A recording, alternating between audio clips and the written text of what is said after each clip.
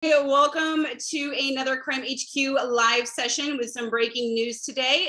Just 1 second while everybody is let into the Zoom webinar. So I'm sure most of you are like me. You've been following the Gabby Petito and Brian Laundrie case to no end. So tonight we are super excited to have Brian Entin here from the NewsNation, which is new, right, Brian? Yeah, it's new. We're a startup. We're a new cable news channel. We've been around for about a year now, but we're on most cable systems. So if you have Comcast or AT&T or U2 TV or Hulu, you should be able to find us. Well, awesome. And Brian, you are live outside the Laundrie home right now. Before we get into some of the breaking details that happened this week regarding the changes of the timeline, how has the neighborhood been today?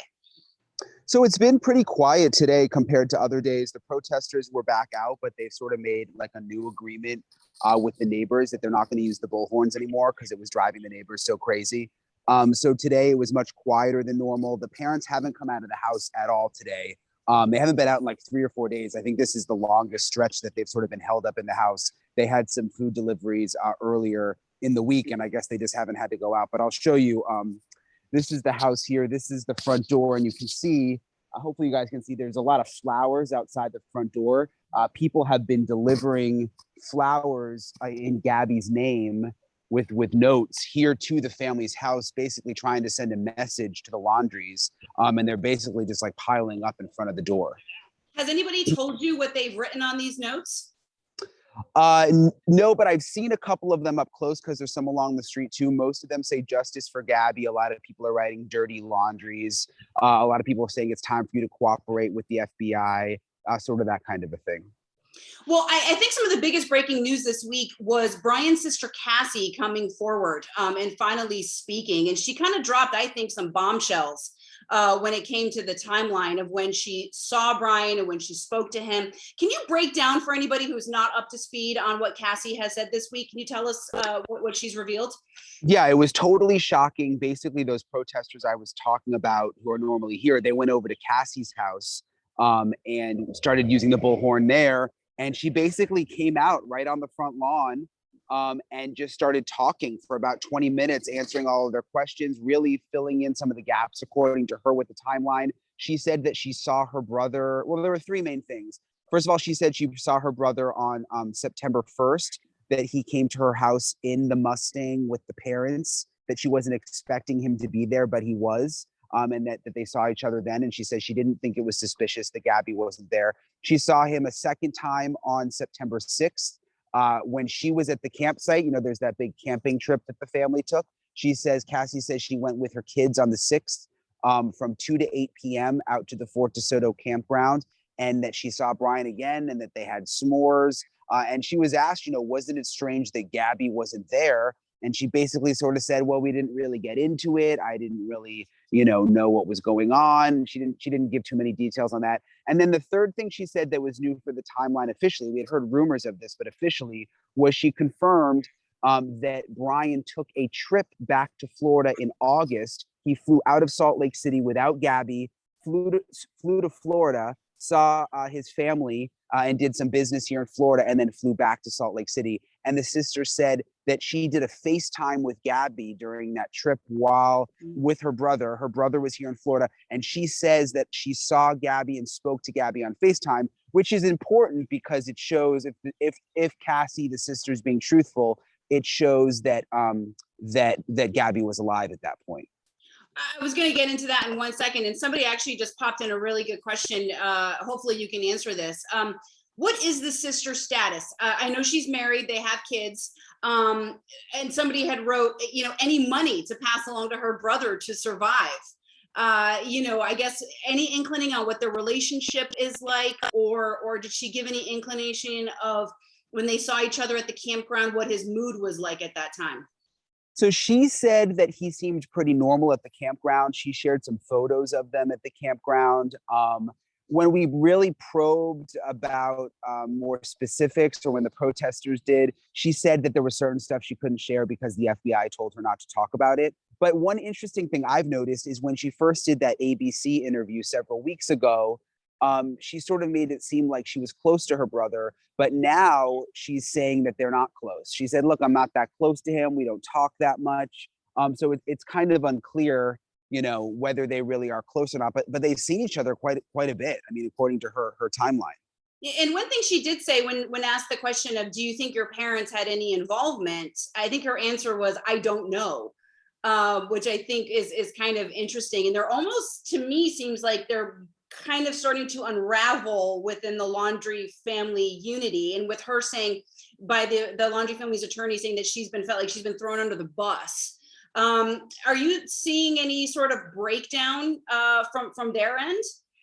Yeah, that was super interesting, and it's good you bring that up. Yeah, so she said that she didn't know when she was asked if her parents were involved, and she also said she didn't know when she was asked if she thought her brother killed Gabby, which I thought was really telling. She didn't say like, "Oh my God, no, I love my brother. He would never do that." She basically just said, "I don't know." And this was really the first time when she came out and talked that we realized that the family is becoming disjointed. I mean, you've got the parents in the house behind me who haven't come out, who, according to Cassie, are also not talking to her. And now you've got Cassie, their daughter, who's basically turned on the parents. I mean, she's also not even defending her own parents. And she's saying that their lawyer is throwing her under the bus. So behind the scenes, like there's some major drama going on within the family.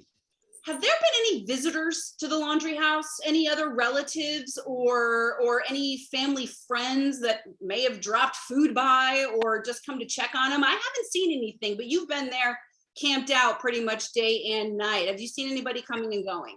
So there have been no visitors. No one has come to visit them. The only thing we've seen them go to the store a couple times.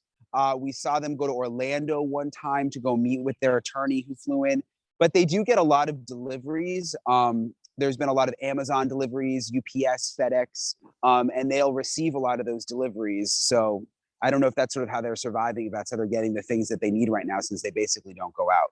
I think it's interesting. The camper behind you, is that the camper that they took camping back at the beginning of September?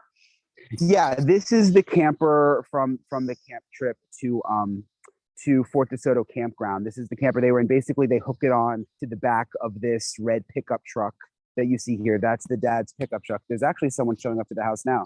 Is that a delivery? What is that? Do you mind showing me? For Stacy. I don't know. Is it food or food? Okay. So it's interesting. These deliveries sort of show up throughout the entire day. Like, this is not uncommon. People are sending them all sorts of stuff. Like, I think, some people trying to just get on their nerves or whatever. But anyway, he's going to the door, which is interesting. So this red camper, the camper hooks up to the red truck, which is the dad's. And then you can see there's also the Mustang back there, which is what Brian was driving. I mean, I'm actually I'm going to walk out to the road just because I'm curious to see if the dad opens the door. Oh, yeah. Go for it. Although I suspect he's not going to, because he never really does. How you guys doing? And it is just Brian's parents living there, correct? Just Christopher and Roberta. There's no other family members that live with them or an Airbnb situation.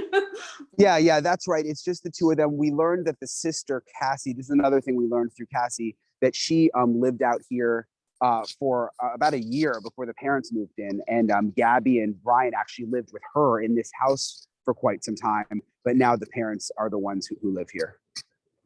I'm really surprised that camper was not taken into possession by the FBI or local authorities. It sounds like they just searched it right there, correct, at the house, and then cleared it. What have they told you about the clearing the camper? Oh, it's for me? Sorry, hold on. Now the delivery guy's giving me the food. Isn't that you?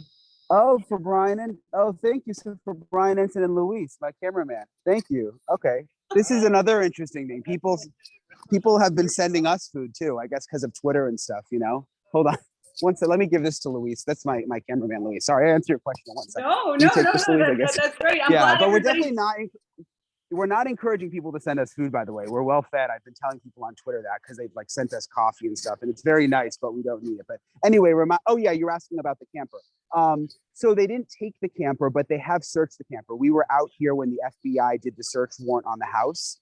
And they did go inside the camper. They searched it. And then they came back a second time several days later, and they went back into the camper, and they had this jar. It was like a small evidence jar that they went in with, and they put something in the jar, and then they left. So they've looked over the camper pretty thoroughly. Yeah, I'm just surprised with such a case as high profile as this that they wouldn't take what I would consider a very key piece of evidence into possession, and that they would just leave it there. Yeah, they never took it. Well, you're right. That's interesting. And with the Mustang, they did take it. They towed the Mustang away. It was gone for several days while they processed it, and then they brought it back. But the camper has just always been there. Let's talk about the parents here for 1 second, because they also have changed their timeline of events this week in terms of changing the day that they last saw Brian. So again, can you recap their change of story as well? Yeah, and I don't have my notepad in front of me, so maybe correct me if I get the exact dates wrong. But initially, they said that Brian went missing on a Tuesday, which I believe was September 15th. Is that right?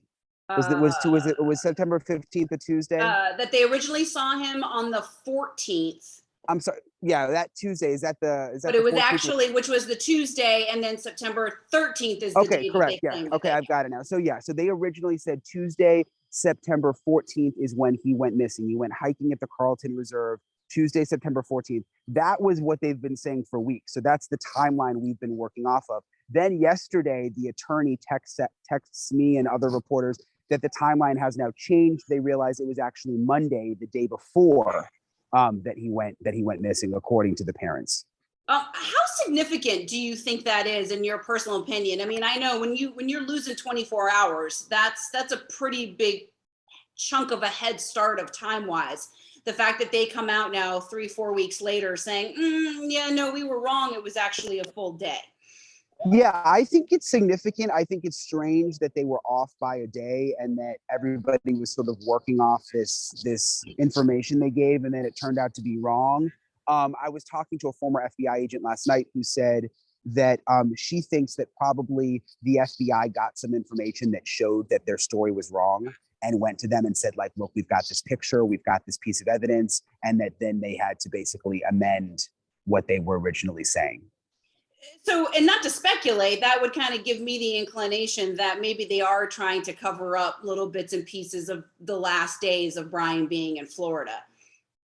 Yeah, I mean, it's certainly possible. One strange thing is this isn't the first time the attorney has changed a date. And look, I get it. Like, it's hard to always remember things when you've got life happening and stuff. But these were kind of significant things, like the day your son went missing. I mean, you would think you would sort of have that day marked down. The other strange thing with the lawyer is when he confirmed to us after we reached out to him, and because we were getting all this information, that Brian Laundrie had bought a new phone. He first said that he bought the phone on September 14th, which was very strange. And then he said, oh, no, actually, that was a typo. What I meant to say was September 4th.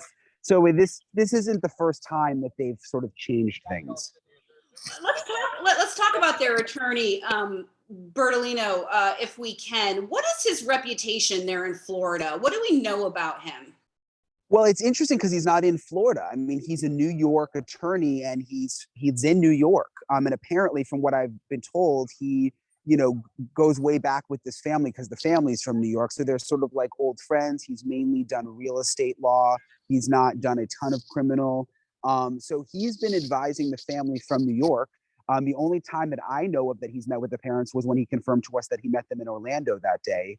And it's interesting because I was assuming for the past several weeks that he was also representing Cassie, the sister, because there were several times he would text me statements almost saying, well, Cassie was here on this day or Cassie wasn't or whatever.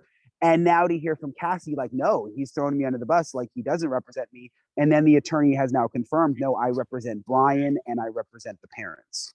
And somebody just popped in with a question. Is he working pro bono, if you know? I don't know. That's a very good question. Another good question that a lot of people have is what date was he hired? Because that would tell us a lot. Like, when did the family think they needed an attorney?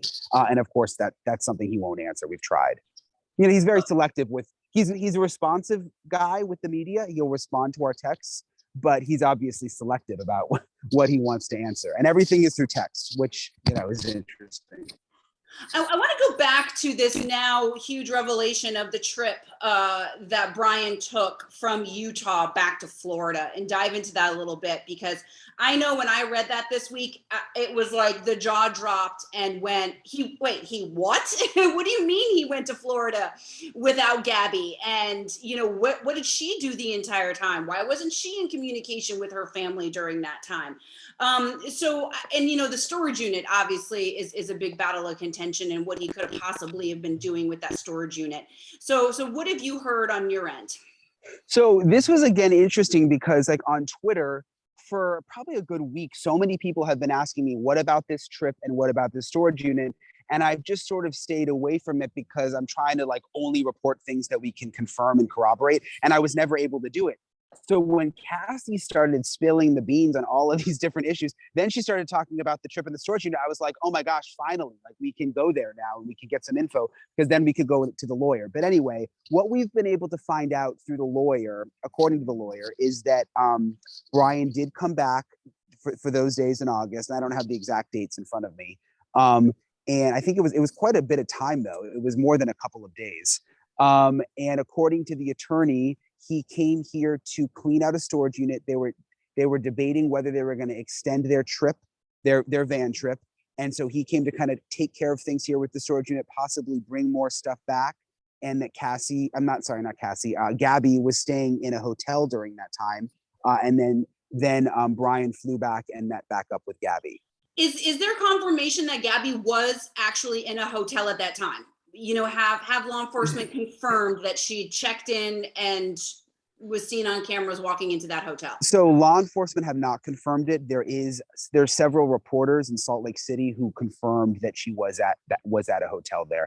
And again, Cassie said yesterday that she FaceTimed with Gabby while she was back in Salt Lake. And the other big bombshell, of course, is the hiker Dennis along the Appalachian Trail at the border of North Carolina and Tennessee, having, it sounds like, an extensive conversation with potentially Brian. And today, I think I read there was still a couple dozen more possible sightings in that same area of the Appalachian Trail of North Carolina and Tennessee. So what are you hearing on your end as well? So I talked to Dennis for quite a while, and he was hard to get a hold of because he was still hiking. I mean, he's on this long hike. His cell phone service kept going out. He's like, I'm sorry, I'm on this 17-mile hike. But finally, he was like on one side of the mountain where he was able to call me the other day. And he is very convinced, 99.9% sure. He says that he saw Brian Laundrie. He had pictures of Brian Laundrie. He believes it's him. He says the side profile fit it. And he's been in touch with the FBI. I mean, there were strange things about what he saw, the fact that he says Brian was in a white pickup truck, that he said he was trying to get to California. And the other thing is you have a lot of people who have really good intentions, who fully believe they saw Brian Laundrie, but was it really Brian Laundrie? I mean, he's kind of a common looking guy, skinny, tall, white guy, bald, if he had a hat on. So, I think a lot of these sightings, people are really well-intentioned and trying to help, but I think most of them, likely it's not him. All right, I have to ask, I think we were all super excited to hear that Dog the Bounty Hunter is on the trail for Brian. And I have to say, I saw a funny meme that said, if Dog the Bounty Hunter finds Brian Laundrie, I'm not paying taxes anymore. Right. So what is the word on the street there? I mean, to me, it almost sounds like people are more apt to giving tips to Dog and his team than they are to law enforcement. Why do you think that is? Well, I think that there's probably a certain segment of people that don't trust law enforcement and feel like they would be more comfortable calling something into Dog. We were out here at the house, I think it was last weekend, and I didn't know anything that Dog the Bounty Hunter was going to show up. We were just at our normal spot, keeping an eye on things. And all of a sudden, like, he rolls up and he's very noticeable, obviously, right away, with the hair and everything. And he goes and bangs on the door. So we get out, we start shooting it. And I'm like, well, I guess Dog the Bounty Hunter is involved. And, there were all sorts of questions. Is this for publicity? And at first we were like, well, how should we sort of handle this? Like, as journalists, do we want to bring him into the story? Is he a legitimate part of the story? But then he told us he's the one who brought up the camping. I mean, no one was talking about that. He discovered this camping trip. He got tips from people and records, and he was the first one to uncover the camping trip. And then we later learned that the FBI didn't even request the surveillance video from the campsite until after Dog the Bounty Hunter went public. So it became apparent, like, he is legit, and he is a legitimate part of the story anyway. So I've sort of been in touch with him ever since. And today, I think I saw that there was an increased presence in law enforcement today there at the Carlton Reserve, as well as bringing some additional drones and bigger drones. What happened today? Did you hear anything? Yeah, so it's been quiet out there the last couple of days, but today there was a noticeable increase in law enforcement. We counted like 14 or 15 FBI Tahoes out there. And you can't see any of it from the ground. It's all just from news choppers that we're able to see what's going on because it's so massive. You can't drive in. But yeah, they were basically focused on one area on the Venice, Florida side. They had a big drone, and it wasn't the kind of drone that we're used to seeing with the quadcopter. It was almost like a mini airplane. That we're told, that's the story I'm actually working on for NewsNation tonight. We interviewed a drone expert that this specific kind of drone has thermal imaging, so they can look at night and see if there's any sort of heat and that kind of thing. So there's more something like what the bringing them out military there. uses. It's more like what the military uses than exactly. typical law enforcement or your average drone flyer. Exactly. Yep. And so there's something that we don't know that has got them still totally focused on the reserve. Your camera kind of went behind you just a little bit there. And I have to say, I'm kind of surprised at how quiet it seems out there tonight, given that this is, the biggest story in the country right now. I guess I would have expected, obviously the protesters are, asked to leave. But I mean, in terms of a law enforcement presence there watching the house or keeping away protesters, again, I'm just surprised that there's just not more activity. Yeah, let me flip the camera around and show you. Is this good? Can you see okay? Yeah. Absolutely. Yeah. So this is the Laundries house, and it is quiet. I mean, there's not a lot of media out here right now, just a couple of crews. On the corner here, there's more flowers and sort of like a mini little memorial that's been set up for Gabby, where people leave flowers, and there's flower deliveries, and they come from all over. There was some from all parts of the country that were delivered the other day. And then it's quiet out here. I mean, the lights inside, usually you don't see them on. It's just kind of it gets very dark out here at night because it's kind of like a very suburban area. There's not all street lights or anything like that. It's quiet. That's a good way of describing it. I also just saw a pop-up tent across the street behind you. How have the neighbors been with all the media? Are they cooperating with you guys and being accommodating, or are they expressing their annoyance with your presence? So it's interesting. So you've got sort of media have kind of camped out on different lawns depending on who they've become friends with. This is like the Fox News house basically that they've taken over. This is CNN here. And then we are right next door here. That's our tent back there in the background. Most of the neighbors have been pretty cool. I think they were more frustrated by the protesters than anything, just the noise level. But with the media, we've kind of, I think some of them think it's like the most exciting thing that's ever happened in their neighborhood. So they're kind of like intrigued by it all. And most of the neighbors have been cool.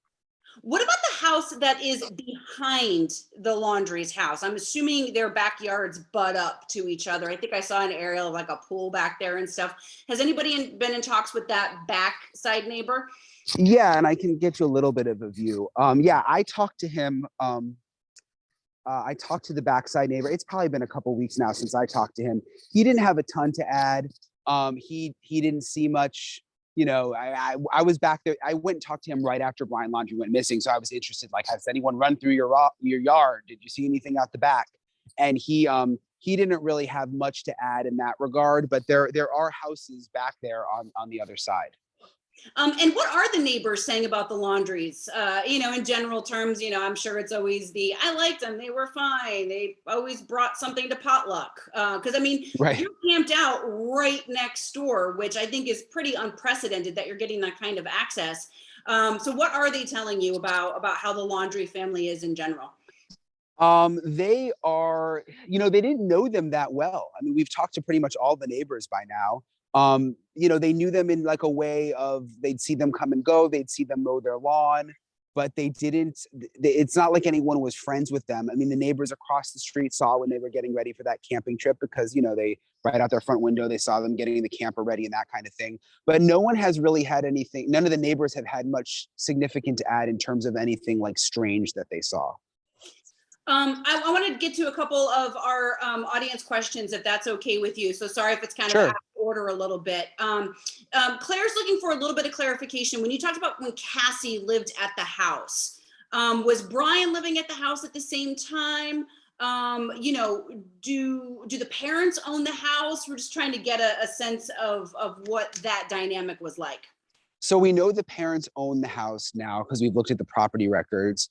In terms of the timeline, I don't have the exact dates, but the neighbor who I am now, you know, friendly with because we basically camped out on his lawn, he said he's the one who told me that Cassie did live at this house before the parents did. And then, and it's interesting, one little side note, you know, kind of a neighbor thing that he noticed is he's got 2 Frenchie dogs and Cassie liked the dogs, but he said, you know, one thing he noticed was when the parents moved in, like they're not dog lovers. So that was sort of like one thing that he recalled, like, you know, he liked Cassie because she was a dog person, and then the parents, you know, not so much. Brooke wants to know, she says, probably a dumb question, but is the attorney licensed to practice in Florida? Can he represent a Florida resident if he's not? That's a good question, and I'm not sure. I don't know. I'm not sure. Yeah, I don't know either. I think you have to be licensed in the state, but it could be completely wrong. Well, and it's not like he's going to court or anything right now, or he's just sort of advising them. You know what I mean? Like, I would think maybe more you need to be licensed if you actually had like a hearing and you were appearing before a judge, you know? Yeah. Deborah wrote, somebody from Crime Talk on YouTube reported tonight that there's a neighbor that says that they have Brian on security footage running from the backyard the day he disappeared. Have you heard anything about this? So I've heard about it. I saw a lot of people on Twitter talking about it. I don't have any way of confirming it. My gut is that it's probably another rumor because I think being out here every day, we would have tracked that down or something, you know, we would have heard about it more on the ground and not just on Twitter, but I don't know. Claire also said, did the parents explain why they didn't? I think she meant about changing the date, but you kind of already talked about that a little bit. I mean, I know I can't remember what I did yesterday, never mind what happened 3 weeks ago, but right. I can understand why. I can actually get and understand why they might have mixed up a day. However, in something such as big as this, I can't see how they would have mixed up a day, you know? Do you think the parents have stopped communicating with Cassie to protect her, with the subtext being the parents are culpable in helping Brian disappear? That's another really good question. And it's possible because Cassie actually said that I can't remember her exact words, but it was almost like, you know, I was told not to talk to my parents and they were told not to talk to me. And this is something else interesting. This former FBI agent we had out here last night I asked, do you think the parents are in touch with Brian? And she said, well, not directly because, you know, they probably think the house is bugged or whatever, but because of the way like attorney-client privilege works, the attorney could be in touch with Brian and that would be confidential. And the parents could be in touch with their attorney, which would be confidential. So it's possible they could be communicating through the attorney. Well, and that was Deborah's follow-up question was, I assume the family's phones are being monitored and their social media, but you know, I don't know. She brought up WhatsApp. I don't know if that's able to be monitored by third parties or not. I know FaceTime, Messenger, you know, and those kind of things are, but you're right. If he's officially saying, the attorney, that he is not representing Cassidy, but he represents Brian and the parents, then you're right. You can easily communicate between the three of those without any issues. Did the parents ever explain why they didn't report Brian missing after he went hiking in a dangerous area? So they did report him missing, but it was just 3 days later, which was kind of the odd thing. Why didn't they report it sooner? They didn't really explain that, no. But that was one of the big sort of red flags for a lot of people in the beginning of this is like, why would you wait 3 days to report him missing? Wouldn't you have been worried if your kid didn't come back? I mean, I I get that, but if your son is a little bit of an outdoorsman and is known for going on these adventures for weeks and months on end, and so maybe it's not unusual to not hear from him for a couple of days. I guess what we really just don't know, and one of the biggest question is that dynamic that the parents have with their son. Really how close is their relationship? How much do they protect him? I assume Cassie is older, an older sister, and he is the younger of the two. So, how much do they baby him? Those are questions we don't know and may never have the answer to, at least not anytime soon. Right. And how much did they all talk about where Gabby was during this whole time? What did he tell them? All things we don't know, but obviously we'd love to know. Do you know, somebody just posted, do you know how long they have owned the camper for? And is this family known to regularly take camping trips, like the once a month kind of campers, or are they the once a year kind of campers? I don't know how often they camped, but I know according to the neighbors that this is a newer camper. And I don't know how new, but it's somewhat new. This is a new camper for them. Okay. And it has been reported that the neighbors are charging media up to $3,500 a week. Is that true? And can you reveal that? I know that we're not doing that. We're not paying that. So, but I mentioned there's other big network. We're a startup. There's other big networks, that have really just taken over lawns. They're using people's bathrooms. They're using their power. So, that wouldn't surprise me, but I don't know. I have to say that's actually quite impressive. I'm very happy to hear that the community has accepted the media, and it sounds like they want answers just as much as everybody else does. So the fact that they're trying to help out in any way that they can is very admirable. Yeah, no, it was nice, especially because, when all of this went down right at the beginning during the FBI search warrant, I mean, they were like, the media has got to get off the street. There's no sidewalks here. We basically, there was one point where the police were like, you can't even have your tires touching the pavement because we try to pull into like grassy areas. And it was going to basically be like impossible for us to be here. So, I mean, it kind of backfired on the police because now we're literally like, I mean, when they go in and out of this house, I'm like 4 feet away, and when they searched the camper, it was like literally, like I was right there. So, I mean, you're basically in their garage at this point, Yeah. Even their trash cans are here and they haven't taken the trash out. So it started to even get like smelly. But from a journalism perspective, I mean, this is what we want. We want to be able to see everything that happens, And what have you learned about Christopher and Roberta? I mean, are they retired? Are they working? They're not working right now if they were working, but what have you found out about them and their personal lives? So they owned I know they owned a juice bar type of situation at one point. I'm not sure what they were doing now for work or if they were retired. I mean, they haven't obviously left the house much since this started, which makes me think that they were likely not working right now. And we haven't heard confirmed by anyone like that they had, a current job right now. And I haven't seen anything recently. Still no word on the autopsy. No general idea of when that's coming out on Gabby's body. No, and that will be entirely up to the FBI. I spoke with the coroner there, and he's basically got no control now that the FBI is in charge because, as there could be things in that autopsy that are important to the investigation. Like if the killer is the only one who knows, sorry, I just heard something. It's just the rain. If the killer is the only one who knows something about the way Gabby died, they wouldn't want to reveal that publicly, obviously, And I know you're only trying to report the facts and being as journalistically as possible, but in your opinion, where's Brian? And do you think he's going to be found alive? So every single, obviously the FBI is not talking to us right now and they're being very tight-lipped, but every single former law enforcement expert I've interviewed has said that they think Brian is alive based on everything they know, which is interesting. And in terms of where he's going to be found, I mean, I just really don't know. I mean, I think there's something about this reserve. There's something that they know that they're not telling us because it just the amount of resources is so insane out there that, I just think if the FBI is that focused there must be something. Well, Brian, you already, as you know, have a huge fan base. Jill just wrote in, just want to thank Brian for his tireless focus and reporting on this case. We appreciate him as our go-to. So thank you for all that you've done, and everything that NewsNation is doing. Yeah, thank you. Yeah, it's been amazing. Like all the followers. I mean, everybody's just great, and they like help me so much with new information, and everybody's just so on it. It's amazing. So thank you.